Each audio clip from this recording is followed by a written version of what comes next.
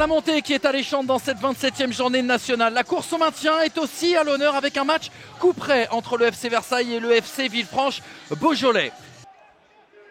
Bon, Freddy Mbemba est allé retrouver Mélie Altikoulak dans le demi-espace qui va centrer en retrait. Allez, ça sera, oh là, la mine pour Soumaïla Traoré qui va voir ce ballon passer au-dessus. Cette seconde période, on prend les mêmes et on recommence, aucun changement à signaler de part et d'autre au coup d'envoi de cette seconde période. Tout est à jouer, tout est à faire. Et attention à ce bon travail là sur le côté gauche, le centre il est très très bon avec à l'arrivée Moulay Idrissaba qui va aller trouver le petit espace, qui va aller trouver la faille, qui avait récupéré ce ballon dans cette surface de réparation et qui inscrit son deuxième but dans cet exercice 2024-2025. C'est lui qui vient débloquer la situation pour les Caladois et ça fait 1-0. Et ça progresse, et le voilà, on en parlait, il a endossé le costume du héros, il s'appelle Aimé Gaval, il avait connu son première entrée en national la semaine dernière, il a remis le bleu chauffe en seconde période, c'est un tout jeune, un enfant de l'académie, et c'est lui qui vient égaliser, à quoi? Moins d'un quart d'heure de la fin de ce match, tout est relancé entre Versailles et Villefranche, un but partout. Et il y aura 6 minutes, Vincent, 6 minutes de suspense en plus dans cette partie. Il va s'en passer des choses et pourquoi pas ici avec Joly. Oh la frappe et le cadre qui se dérobe. C'était une balle de 2-1, c'était une balle de 3 points. Freddy Mbemba dans les petits espaces qui va aller retrouver Ben Brahim. Sami Bagdadi qui a pu écarter vers Freddy Mbemba qui lui a remis. Sami Bagdadi, oh l'arrêt de Sullivan Péan. Qu'est-ce qu'il est important derrière. Ryan Chateau qui avait pris sa chance. Double occasion pour le FC Versailles. Seba avec son capitaine Janez qui a fêté son 200e match en national il y a 2 semaines. Ah, le ballon dans notre jeu pour Stanislas Kelt, le ballon piqué sur le poteau, ça revient sur Moisan et d'entrée de jeu l'ouverture du score, 2 minutes 40 secondes seulement et Baptiste Moisan qui allume la mèche ici à Guy-Pierriou, 1-0 pour Concarneau. L'attaquant de Concarneau, auteur d'une belle saison. Attention, ce ballon il est passé. Ouais, il est très bon ce ballon avec Durban, c'est sauvé pratiquement sur sa ligne. Sukuna avec Bamba. Ah, il est bon ce ballon. Joué avec Maxime Etuin, c'était parfaitement joué de la part de Maxime Etuin. Pas la regretter, 67 minutes de jeu. Martin Lecollier qui propose un appel tranchant. Lecollier derrière lui avec Dao. Dans la surface de réparation, attention de ne pas ouvrir d'espace. Corentin Jean la frappe et le but. L'égalisation de Corentin Jean, coaching gagnant pour Frédéric Bompard. Sochaux qui égalise, 67 minutes de jeu, quelques secondes après l'énorme occasion manquée par Kielt. Un but partout, tout est à refaire à Guy-Pierriou. C'est l'une des informations, le FC Rouen avec ses couleurs rouges, on est dans un week-end où on va passer au fuseau horaire d'été. Alors l'occasion est belle pour le FC Rouen de remettre les pendules à l'heure, mais attention à cette équipe du Dijon FCO qui rêve encore de hauteur. Le danger, situation de danger avec Yanis Barca qui va pouvoir frapper et l'arrêt d'ores et déjà de Lucas Royes. Ils combinent très bien, ils ont l'habitude à se trouver facilement. Omar Bezekami qui met en première attention sur Chris Etono, le premier but qui pourrait bien arriver, il vient de rentrer en jeu. Chris Etono, la frappe qui va venir mourir dans le petit filet de Paul Delcroix, ce n'est pas cadré pour le FC Rouen. Un joueur qui reste au sol néanmoins qui a dû être touché, il est averti. David Guy, on le rappelle, le centre dans la surface de réparation et là c'est pas Lucas Royes qui va intervenir, il a la chance de voir Yanis Barca ne pas cadrer. Attention au contre. C'est ouvert côté droit. Et le centre qui va arriver dans la surface avec Yanis Berka. Et le penalty, il y a une main de Valentin Sanson devant Yanis Barca. Et à force de mettre un peu plus de pression du côté du FCO, c'est un moment important dans la saison des deux clubs peut-être. Hugo Vargas Rios face à Lucas Royes qui va l'arrêter. Mais quel plongeon de Lucas Royes, parce qu'il va vraiment la chercher au ras de son poteau. Elle était vraiment très bien frappée. Lucas Royes, déterminant. 27e journée du championnat et Valenciennes qui reçoit ce soir le 3e, l'US Boulogne-Côte d'Opale. Les Valenciennois dans leur couleur traditionnelle, vous les voyez, maillot rouge, short blanc, bas rouge, alors que les joueurs de Boulogne sont tous de jaune vêtus. Allez, Apois qui est en possession du ballon, Apois face à Pinot qui peut servir sous les mains de basse, on joue derrière avec ce ballon talonné de Traoré. Bon centre. Et parce qu'il peut centrer pour Oyewuzi. L'arrêt réflexe de Yannick Pandore sous sa tête de Mathias Oyewuzi. Ça va occasionner un corner. Mais la voilà, la première occasion nette de cette partie. Face à Sissoko. Et Payet qui tente de s'amener le ballon. Et Payet qui peut servir à bouge pour Jean Vercruis qui frappe. Oh, Jean Vercruis qui met ce ballon au fond des filets de Mathieu Michelet qui ouvre le score ici à Valenciennes. Et Boulogne qui mène 1-0 face aux Valenciennois qui ont vu ce très beau jeu collectif de Boulogne faire mouche et Mathieu Michel n'a rien pu faire. Ferland pour Ashbush qui se met dans le sens de la marche. Ashbush en bonne position, il y a une solution sur le côté gauche, il y a Thibaut Rambaud. Rambaud pour Jean Vercruis, attention, il y a une bonne frappe de bas. Vercruis, oh Vercruis qui met son doublé ce soir. Il inscrit le deuxième but pour l'USBCO. Cette frappe sèche sur laquelle Mathieu Michel n'a rien pu faire. Oh, ça fait 2-0. Les affaires boulonnaises sont bien engagées. Pour Valenciennes, c'est compliqué, c'est dommage. Parce que les Valenciennois avaient réalisé un très bon début de deuxième mi-temps. Attention Traoré qui va pouvoir rentrer, qui va pouvoir servir. Camblan qui se met en bonne position. Voilà. Oh Camblan qui réduit l'écart et qui crucifie Yannick Pandore. 2-1 en faveur de Boulogne, mais Valenciennes est encore en vie. Ils viennent de réduire l'écart et peuvent encore espérer à une belle fin de match. Le corner est bien tiré, la tête. Oh, la tête et le but. L'égalisation de Valenciennes avec ce ballon claqué de la tête par Ousmane Touré sur ce corner superbement frappé. Égalisation, ça fait 2 partout. Benema qui rentre dans la surface de réparation. Benema, très bien c'est joué. Bien joué pour Moursou. Oh, l'intervention de Yannick Pandore. On a éteint le feu dans la défense de l'USBCO avec cet arrêt de Yannick Pandore. Duchamp, là c'est le ballon pour Kouakou, c'est bien joué. Encore une fois, ce ballon c'était pour Nick Benema. Touré. Jean Vercruis qui peut servir Abdel Ashbush. Le ballon pour Corentin Fatou, il n'y a pas de hors-jeu. Corentin Fatou qui rentre dans la surface de réparation.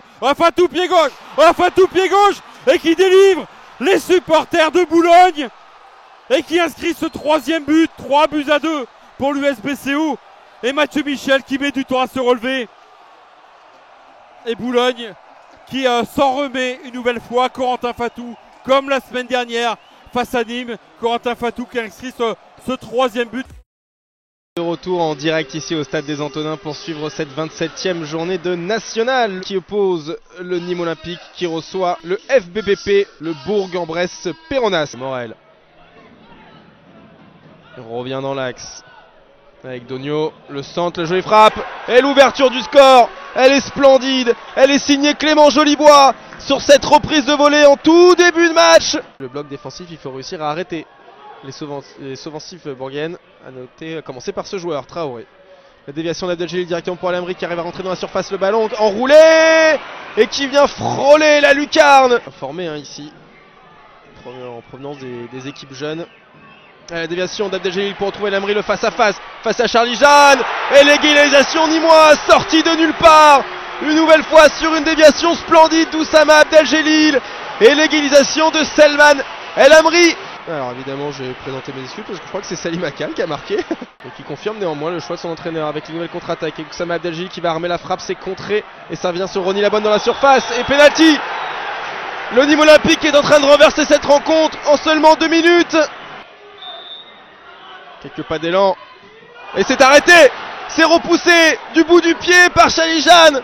Numéro 50 qui n'a même pas encore son nom floqué dans le dos, qui a devancé dans la hiérarchie Lucas Dias et Vincent Cozzella. Cette frappe de nouveau et l'ouverture du score dans cette seconde période. Encore une fois, ça surgit un peu de nulle part. La défense nîmoise qui n'a pas réagi. La reprise de volée d'Issam Boaoun, c'est contré par Karaji, peut-être la deuxième occasion. Non, ça va aller chercher Abdeljelil, il ouvre son pied. Il y a une nouvelle main et un nouveau penalty pour le Nîmes Olympique. On attend le coup de sifflet de monsieur l'arbitre, voilà qui est fait. Et le deuxième épisode sera toujours pour Charlie Jeanne qui repousse ce deuxième penalty d'Oussama Abdeljelil. Quelle performance! Et le ballon reste pour les crocodiles. Oh, elle est belle cette ouverture sur Irabor qui se retrouve seul face à Hichal Allen. Il a l'occasion de terminer le match, le numéro 12, il fait danser la défense et vient crucifier le peuple nîmois. Bron Irabor vient marquer le 3e but de Bourg et assurer la victoire pour les joueurs de David Lefrappert. 3-1. Le sprint final de ce championnat de national, son dénouement est encore loin d'être prévisible et l'US Orléans a encore la possibilité de retrouver le trio de tête, tandis que Quevilly en métropole doit se donner de l'air et s'éloigner de la zone de relégation. Et ce sera pour Guillaume Cousse directement sur la barre transversale qui vient sauver Kai Bonnevie et Jimmy Elby Touré qui trouve le petit filet du portier Quevilly. Ah, il peut s'en vouloir Jimmy Elby Touré de ne pas avoir cadré cette occasion. Dédé l'homme directement sur la tête de Jimmy Elby Touré. Oh, le bon extérieur là pour Fedel Koumissi qui va enchaîner et qui peine qui ne parvient pas à cadrer cette frappe. Dali Amar, il va temporiser, il va tenter la frappe qui passe pas loin de la barre transversale de Vincent Viau. Et la bonne ouverture de Grégory Berthier pour Arthur Lalias. Arthur Lalias qui va se mettre sur son pied gauche et qui va trouver sur sa trajectoire Kai Bonnevie.